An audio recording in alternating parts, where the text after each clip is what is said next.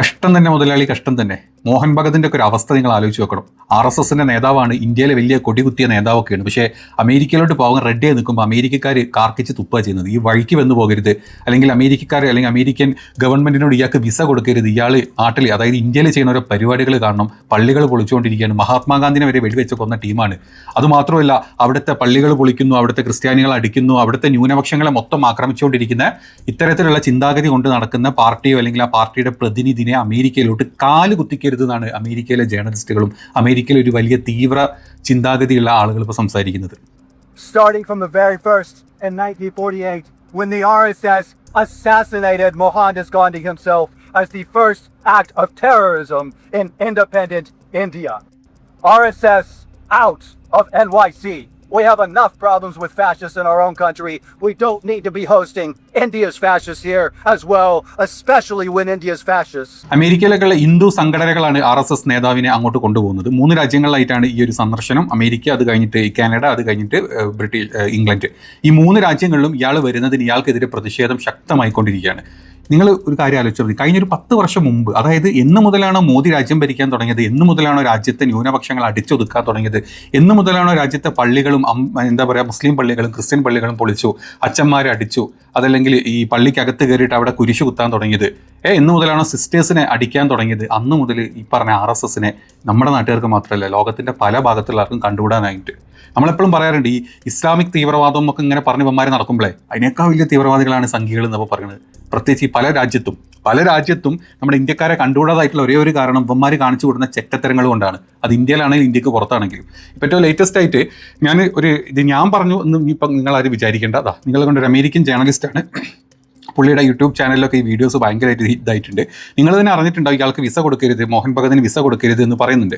അപ്പം കുറേ കാര്യങ്ങൾ അവിടെ ഭയങ്കര ഡിസ്കഷൻ പോയിന്റുകളായിട്ട് നടക്കുന്നുണ്ട്. അതായത് ഇന്ത്യയിലെ ഏറ്റവും കൂടുതൽ നമുക്കറിയാം, അമേരിക്ക ഒരു ജനാധിപത്യ രാജ്യമാണെങ്കിൽ കൂടെ അവിടെ ഏറ്റവും കൂടുതൽ ക്രിസ്ത്യൻ കമ്മ്യൂണിറ്റിയാണ് കൂടുതലുള്ളത്. അപ്പോൾ ഇന്ത്യയിലോട്ട് വരുമ്പം നമുക്ക് എന്താ ഇവിടുത്തെ അവസ്ഥ എന്നറിയില്ല. ഇവിടുത്തെ ക്രിസ്ത്യൻ കമ്മ്യൂണിറ്റിനെ ഏത് രീതിയിലാണ് സംഘികൾ അല്ലെങ്കിൽ ഇന്ത്യ ഭരിച്ചുകൊണ്ടിരിക്കുന്ന സംഘികൾ ഏത് രീതിയിലാണ് കാണുന്നത് എന്നുള്ളത് നമ്മൾ എപ്പോഴും കാണുന്നുണ്ട്. ആദ്യം മുസ്ലിമിനായിരുന്നു സ്ഥിരം അടി കിട്ടാറ്, ഇപ്പോൾ അത് ക്രിസ്ത്യാനികൾക്ക് അടി കിട്ടി തുടങ്ങിയിട്ടുണ്ട് നല്ല രീതിയിൽ.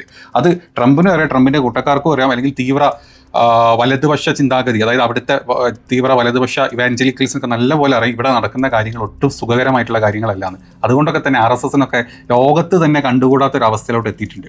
ഈ പറഞ്ഞിട്ടുള്ള ആൾ ഇയാൾ എന്താ പറയുക മാഡിസൺ സ്ക്വയർ ഗാർഡനിലാണ് ഈ പരിപാടി വെച്ചിട്ടുള്ളത്. ഈ വരുന്ന 28-29 അപ്പോൾ പുള്ളി അതിൻ്റെ ഫ്രണ്ടിൽ പോയിട്ട് എന്നിട്ട് അയാൾ കാണിച്ചു തരാണ്. അവിടെ ഒരു ട്രക്ക് നിർത്തിയിട്ടുണ്ട് കേട്ടോ. ആ ട്രക്കിൻ്റെ മുകളിൽ എഴുതി വെച്ച കാര്യങ്ങൾ നിങ്ങൾ നോക്കണം. അതായത് ആ ട്രക്കിൻ്റെ മുകളിൽ നല്ല പിറകിൽ, അതിൻ്റെ ട്രക്കിൻ്റെ പിറകിൽ നിങ്ങൾ കണ്ടുകൊണ്ടിരുന്നോ, ഞാൻ ഇയാൾ പറയുന്ന കാര്യങ്ങൾ അതുപോലെ ട്രാൻസ്ലേറ്റ് ചെയ്ത് തരാം. എത്രത്തോളം വെറുപ്പാണ് RSSനെ എന്നൊക്കെ പറഞ്ഞു കഴിഞ്ഞാൽ ഇത് നിങ്ങൾക്കിപ്പം മനസ്സിലാവും അവിടുത്തുകാർക്ക്. അതായത് ഇയാൾ വീഡിയോ ചെയ്യുന്നത് ഓഗസ്റ്റ് 23 ഇയാൾ പറയുന്നത് ഇങ്ങനെയാണ്. ഇന്ന് രാത്രി, അതായത് ഓഗസ്റ്റ് 23 ഞാൻ സബ്വേയിൽ നിന്നും പുറത്തിറങ്ങിയപ്പോൾ ഞാൻ ആദ്യം കണ്ടത് ഈ ഒരു ട്രക്ക് ഇവിടെ നിർത്തിയിട്ടിരിക്കുന്നതാണ്. ഈ ട്രക്കിൽ എഴുതി വെച്ചിട്ടുള്ള കാര്യം, ഈ ട്രക്കിൻ്റെ പിറകിൽ RSS പ്രത്യയശാസ്ത്രത്തെക്കുറിച്ചും സന്ദേശങ്ങളെക്കുറിച്ചുമുള്ള മുന്നറിയിപ്പുകൾ നമുക്ക് നൽകുന്നുണ്ട്.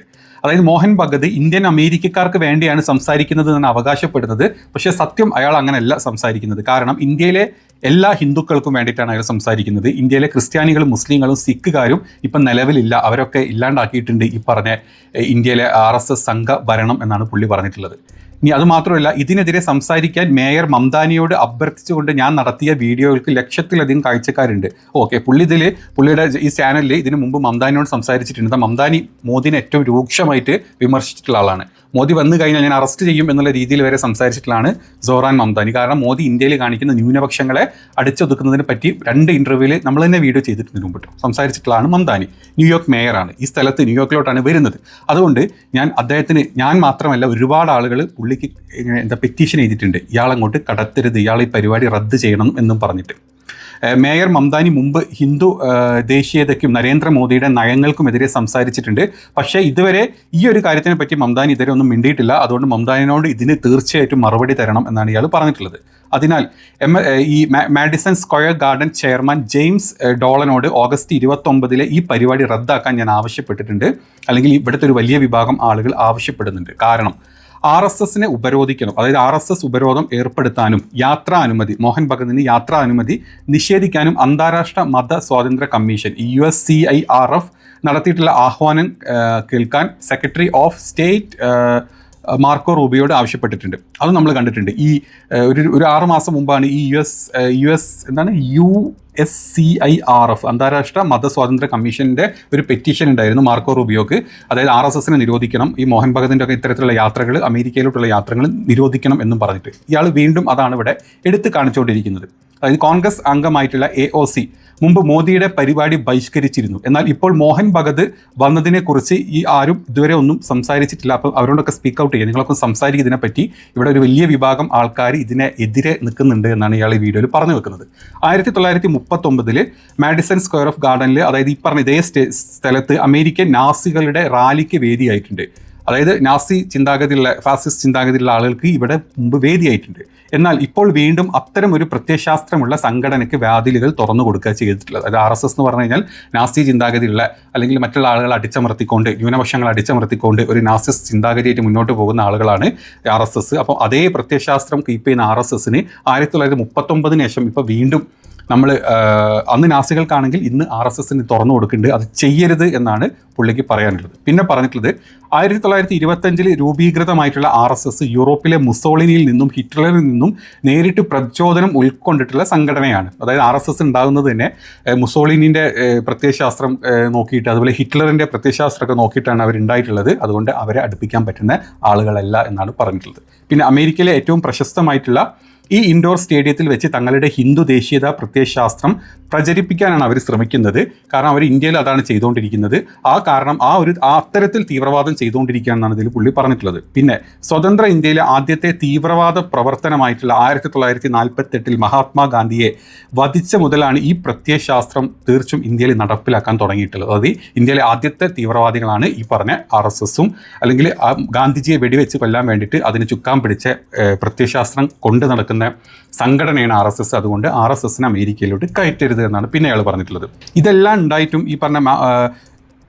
ഉണ്ടായിട്ടും Madison square garden management RSS മേധാവിയെ സ്വീകരിക്കാൻ ചുവപ്പ് പരവതാനി അവിടെ വിരിക്കുകയാണെങ്കിൽ ഞങ്ങൾ പ്രക്ഷോഭത്തിൽ ഇറങ്ങും, അല്ലെങ്കിൽ ആ പരിപാടി അവിടെ നടത്തുമ്പോൾ പുറത്ത് ഞങ്ങൾ പ്രക്ഷോഭത്തിന് ഇറങ്ങും. അതിനാൽ ഞാൻ ഈ ട്രെക്ക് നടത്തുന്നവരും, അതായത് ന്യൂയോർക്കിലെ RSS out of New York NYC എന്ന് പറഞ്ഞിട്ടുള്ള ഹാഷ്ടാഗ് ഇട്ടിട്ടുണ്ട് എന്ന കമ്പനിയിലൂടെ ഈ പരിപാടി റദ്ദാക്കാൻ ആവശ്യപ്പെടുന്നുണ്ട്. 2029 ഈ RSS റാലി റദ്ദാക്കണമെന്ന് മാഡിസൺ സ്ക്വയർ ഗാർഡനോട് നിങ്ങളുടെ സിറ്റി കൗൺസിലറോടും US കോൺഗ്രസ് അംഗങ്ങളോടും ആവശ്യപ്പെടുക എന്നാണ് പറഞ്ഞിട്ടുള്ളത്. അപ്പോൾ നിങ്ങൾക്ക് മനസ്സിലായില്ലേ ഏത് രീതിയിലാണ് RSSന് അവിടുത്തെ തീവ്ര ചിന്താഗതിക്കാർ മനസ്സിലാക്കിയിട്ടുള്ളത്, അല്ലെങ്കിൽ അവർക്ക് കാര്യങ്ങൾ മനസ്സിലായിട്ടുണ്ട്. ഇന്ത്യയിലെ ആൾക്കാർ ഇപ്പോഴും നമ്മളിതൊക്കെ സംസാരിച്ച് നമ്മളെ തീവ്രവാദികളാക്കാൻ നോക്കും. സത്യത്തിൽ ഈ ഇന്ത്യയിലെ അവസ്ഥകൾ ലോകരാജ്യങ്ങൾ എത്രത്തോളം വാച്ച് ചെയ്യുന്നുണ്ട് നിങ്ങൾ നോക്കണം. എന്ന് മുതലാണ് നമ്മൾ ഫ്രണ്ട് എന്നുള്ളത് ഫ്രണ്ടൊക്കെ മാറിയിട്ട് ഒരു രക്ഷയില്ലാത്ത തീർത്ത അടിയായി മാറിയത് എന്ന് മുതലാണ്. പണ്ട് ഈ ഒരു ഓപ്പറേഷൻ സിന്ദൂരും ബാക്കി കുറേ കാര്യങ്ങളുള്ള സമയത്ത് അമേരിക്കൻ പ്രസിഡന്റ് ഇടപെട്ടു, അല്ലെങ്കിൽ നയതന്ത്രപരമായിട്ട് അമേരിക്കൻ പ്രസിഡന്റ് നമ്മളെ വരപ്പിച്ചുകൊണ്ടിരിക്കുകയാണ്. റഷ്യൻ എണ്ണ വാങ്ങരുത്, അവിടെ നിന്ന് ഇത് ചെയ്യരുത്, ഇവിടെ നിന്ന് ആക്കരുത്.